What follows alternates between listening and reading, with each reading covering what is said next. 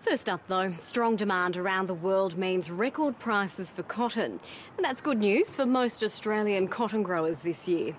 The harvest nearly over, and although the summer floods caused some big crop losses, the widespread rains across eastern Australia meant plenty of water for irrigated crops. It's also meant huge plantings of dryland cotton. The crop estimate amounts to something over 4 million bales, an all-time high.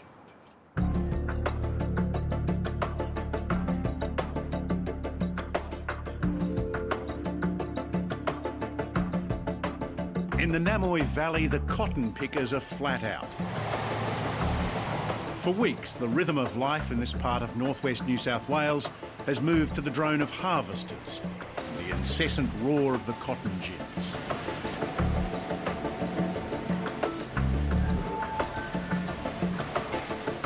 Here at Namoi Cotton's Boggabri gin, they're going round the clock, slowly ingesting the raw cotton nodules at one end, separating the seeds, removing the dirt, leaves and twigs.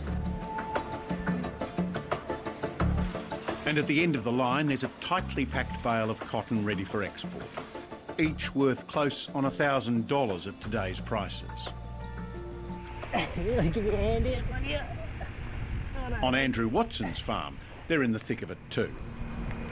I think it's sort of a two-part season, Chris. We had a very, very wet early season, the sort of October, November and the start of December, where we had 4 floods in this area.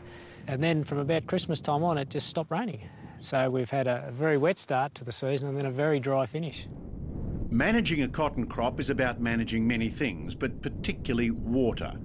Too much or too little can affect yield and fibre quality. Hopefully it won't really impact on the quality, given we can actually irrigate to make up any rainfall deficit. Yield-wise this year, I think the yields are going to be pretty much around average. It hasn't been the most astronomical season, but it will be okay. What growers can't influence is the world price for cotton. Fortunately this year, the planets have aligned in their favour. Prices have never been better. Absolute record prices. It's been fantastic. It's just unprecedented to see that, a bit of a world shortage at the moment.